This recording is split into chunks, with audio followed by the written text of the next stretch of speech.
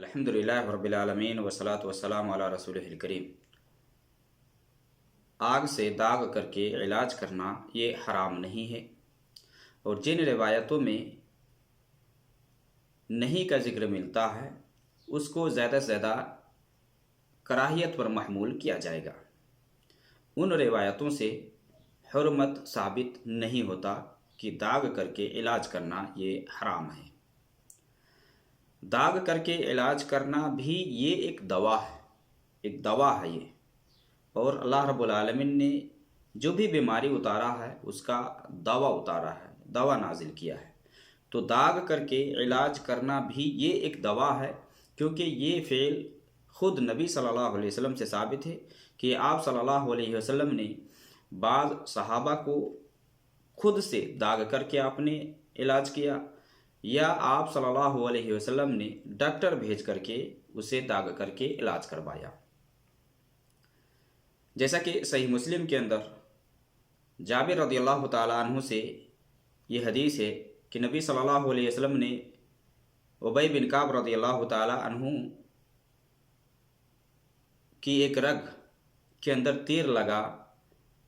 غزوہ احزاب میں، تو آپ صلی اللہ علیہ وسلم نے ایک ڈاکٹر کو بھیجا، اور وہ ڈاکٹر جب گئے تو وہ رگ اس کی خراب ہو گئی تھی، تو اس نے اسے کاٹ دی اور پھر اس کو داغا، یعنی خون آ رہا ہے جسم سے کہیں بہہ رہا ہے تو داغ کر کے اس خون کو روکا جا سکتا ہے، یہ ایک علاج ہے۔ تو آپ صلی اللہ علیہ وسلم نے ڈاکٹر بھیج کر کے دگوایا، علاج کیا گیا اس کو داغ کر کے۔ اسی طرح سے صحیح مسلم ہی کے اندر جابر بن عبداللہ رضی اللہ تعالیٰ عنہما یہ بیان فرماتے ہیں کہ ابی بن کعب رضی اللہ تعالیٰ عنہ کے بازو کے ایک رگ میں تیر لگا، تو نبی صلی اللہ علیہ وسلم نے اسے دگوا کر کے آپ نے علاج کروایا۔ اسی طرح سے صحیح مسلم کے اندر ایک اور روایت ہے جس میں جابر رضی اللہ تعالیٰ عنہ یہ بیان کرتے ہیں کہ سعد بن معاذ رضی اللہ تعالیٰ عنہ کے بازو میں ایک تیر لگا، یعنی بازو کے رگ میں تیر لگا، تو نبی صلی اللہ علیہ وسلم نے اپنے ہاتھ سے اس کو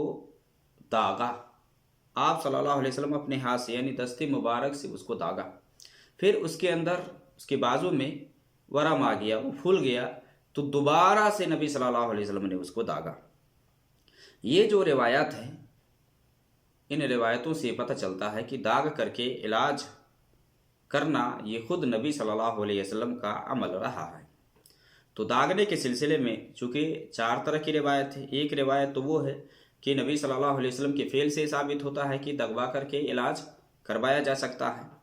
اور دوسری روایت وہ ہے کہ جس سے یہ پتہ چلتا ہے کہ نبی صلی اللہ علیہ وسلم اس فعل کو، اس عمل کو پسند نہیں فرماتے تھے، یعنی داغ کر کے علاج کرنے کو آپ صلی اللہ علیہ وسلم پسند نہیں فرماتے تھے۔ جیسا کہ صحیح بخاری کے اندر جابر رضی اللہ تعالیٰ عنہ وہ بیان فرماتے ہیں کہ نبی صلی اللہ علیہ وسلم نے یہ فرمایا کہ تمہاری دواؤں میں سے کسی میں اگر خیر ہے، یا آپ نے یہ فرمایا کہ اگر تمہاری دواؤں میں کسی میں بھلائی ہے تو وہ پوچھنا لگوانے میں ہے، اسی طرح سے شہد پینے میں ہے، اور داغ کر کے علاج کرنے میں ہے۔ ہاں، آپ نے یہ بھی فرمایا کہ اگر وہ مرض کے موافق ہو تو یہ فائدہ مند ہے، اور آپ صلی اللہ علیہ وسلم نے اس میں یہ فرمایا وَمَا أُحِبُّ أَنْ أَكْتَوِيَ، کہ میں دغوا کر کے علاج کرنے کو پسند نہیں کرتا۔ تو یہاں آپ صلی اللہ علیہ وسلم نے ناپسندیدگی کا اظہار کیا، اور آپ نے یہ فرمایا کہ میں اس کو پسند نہیں کرتا۔ تو اس روایت سے پتہ چلتا ہے کہ آپ صلی اللہ علیہ وسلم داغنے کو یا داغ کر علاج کرنے کو پسند نہیں کرتے تھے۔ اور روایت کی تیسری قسم وہ ہے کہ جس میں داغنے سے روکا گیا ہے، منع کیا گیا ہے، جیسا کہ عمران بن حسین رضی اللہ تعالیٰ عنہ سے سنن کے اندر حدیث ہے، ابو داؤد وغیرہ کے اندر، کہ نبی صلی اللہ علیہ وسلم داغنے سے منع فرمایا، آپ صلی اللہ علیہ وسلم منع فرماتے تھے، اور پھر وہ بیان کرتے ہیں کہ پھر بھی ہم نے دگوایا، بیماری کا علاج داغ کر کے کیا، لیکن اس سے ہمیں فائدہ نہیں ہوا، یہ فائدہ مند ثابت نہیں ہوا۔ اور ایک حدیث کے اندر یہ بھی ہے صحیح مسلم کے اندر کہ یہ عمران بن حسین رضی اللہ تعالی عنہ یہ دغوا کر کے جب علاج نہیں کرتے تھے تو ان کے پاس فرشتے آتے تھے، سلام کرتے تھے، اور جب دغوانا شروع کیے تو فرشتے آنا بند کرتے، یعنی سلام کرنے کے لیے فرشتے نہیں آتے تھے۔ پھر جب یہ چھوڑ دیے دغوانا تو پھر ان کے پاس آنے لگے، وہ سلام کرنے لگے فرشتے۔ تو یہ عمران بن حسین رضی اللہ تعالی عنہما سے کہ نبی صلی اللہ علیہ وسلم نے دغوانے سے یا داغنے سے آپ صلی اللہ علیہ وسلم منع فرماتے تھے۔ اسی طرح سے عبداللہ ابن عباس رضی اللہ تعالی عنہما کی صحیح بخاری اور مسلم کے اندر حدیث ہے کہ وہ بیان فرماتے ہیں کہ شفا 3 چیزوں میں ہے، 3 چیزوں میں شفا ہے: پوچھنا لگوانے میں، شہد پینے میں، اور آگ سے داغنے میں، داغ کر علاج کرنے میں۔ پھر یہ بھی اس کے اندر عبداللہ ابن عباس رضی اللہ تعالیٰ عنہما یہ کہتے ہیں کہ نبی صلی اللہ علیہ وسلم نے یہ فرمایا کہ میں اپنی امت کو اس سے منع کرتا ہوں، وَأَنَهَا أُمَّتِي عَنِ الْكَيْ، کہ میں اپنی امت کو داغنے سے منع کرتا ہوں۔ پھر یہ روایت عبداللہ ابن عباس نبی صلی اللہ علیہ وسلم تک بیان کرتے ہیں۔ اس حدیث کے اندر بھی داغنے سے آپ صلی اللہ علیہ وسلم نے منع فرمایا ہے۔ یہ حدیث کی تیسری قسم ہے۔ اور حدیث کی ایک چوتھی قسم کہ جس میں نہ داغنے والوں کی تعریف کی گئی ہے۔ جو لوگ دغوا کر کے علاج نہیں کرتے یا داغ کر کے علاج نہیں کرتے، ایسے لوگوں کی تعریف کی گئی ہے۔ جیسا کہ صحیح بخاری کے اندر وہ روایت کہ جس میں نبی صلی اللہ علیہ وسلم نے یہ فرمایا کہ 70,000 لوگ بغیر حساب و کتاب کی جنت میں جائیں گے۔ تو صحابہ آپس میں باتیں کرنے لگے کہ ہم لوگ پہلے اسلام میں آئے، ہم لوگ ہیں، یا پھر یہ کہنے لگے کہ ہماری اولاد جن کی پیدائش اسلام میں ہوئی ہے وہ ہے۔ تو اتنے میں نبی صلی اللہ علیہ وسلم باہر تشریف لائے، اور تشریف لانے کے بعد آپ صلی اللہ علیہ وسلم نے فرمایا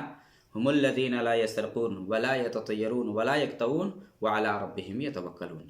کہ یہ وہ لوگ ہیں جو بغیر حساب و کتاب کی جنت میں جائیں گے، جو جھاڑ پھونک نہیں کرواتے ہیں، جو جھاڑ پھونک نہیں کرواتے ہیں، لا یسرقون ولا یتطیرون، ہاں بدفعلی بھی نہیں نکالتے، اور پھر آپ نے ذکر کیا ولا یکتوون، جو داغ کر کے علاج نہیں کرتے، داغ کر کے جو علاج نہیں کرواتے وہ اپنے رب پر ہی توکل اور بھروسہ کرتے ہیں۔ اس حدیث کے اندر ایسے لوگوں کی تعریف کی گئی ہے کہ جو لوگ دغوا کر کے علاج نہیں کرتے یا داغ کر کے علاج نہیں کرتے، ایسے لوگوں کی کہ یہ ان لوگوں میں سے جو بغیر حساب و کتاب کے جنت میں جائیں گے۔ اور جیسا کہ بتایا کہ عمران بن حسین رضی اللہ تعالی عنہما جب داغ کر کے علاج نہیں کرتے تھے تو فرشتے ان سے سلام کرتے تھے، اور جب دغوانا شروع کیے تو فرشتے سلام کرنا چھوڑ دیے، پھر جب دغوانا انہوں نے چھوڑ دیا تو پھر فرشتے سلام کرنا شروع کر دیے۔ تو یہ 4 قسم کی روایت نبی صلی اللہ علیہ وسلم سے داغنے کے سلسلے میں ہیں۔ ایک تو نبی صلی اللہ علیہ وسلم کے فعل سے ثابت ہے کہ آپ صلی اللہ علیہ وسلم نے خود سے داغا ہے، اور اسی طرح سے داغنے کا آپ نے حکم بھی دیا ہے، ڈاکٹر کے ذریعے یا طبیب کے ذریعے سے آپ نے دغوایا ہے۔ تو یہ جو حدیث ہے نا، یہ نبی صلی اللہ علیہ وسلم سے سننا ثابت ہے، یعنی یہ جواز پر دال ہے کہ اگر ضرورت پڑ جائے تو دغوایا جا سکتا ہے۔ اور جس میں آپ صلی اللہ علیہ وسلم سے کہ آپ صلی اللہ علیہ وسلم اس کو پسند نہیں کرتے یا آپ صلی اللہ علیہ وسلم پسند نہیں فرماتے تھے، تو اس سے یہ نہیں نکلتا کہ یہ منع ہے، یہ منع ہے، اس سے نہیں نکلتا۔ اور جس میں آپ صلی اللہ علیہ وسلم نے منع فرمایا تو منع کو کہا جائے گا کہ یہ کراہیت پر زیادہ محمول، یا افضل یہ ہے کہ آدمی یہ عمل نہ کرے، اس طریقے سے علاج نہ کرے، داغ کر کے علاج نہ کرے، کیونکہ داغ کر کے علاج کرنے میں بہت زیادہ تکلیف ہوتی ہے، اور یہ داغ کر آگ سے علاج کرنا یہ اللہ رب العالمین کی عذاب کی مشابہ ہے کہ اللہ رب العالمین نے گناہ گاروں کو جو عذاب دے گا وہ آگ سے دے گا، اور گناہ گاروں کے لیے آگ کا عذاب ہے، اس بنیاد پر کہ اس کے اندر نقصان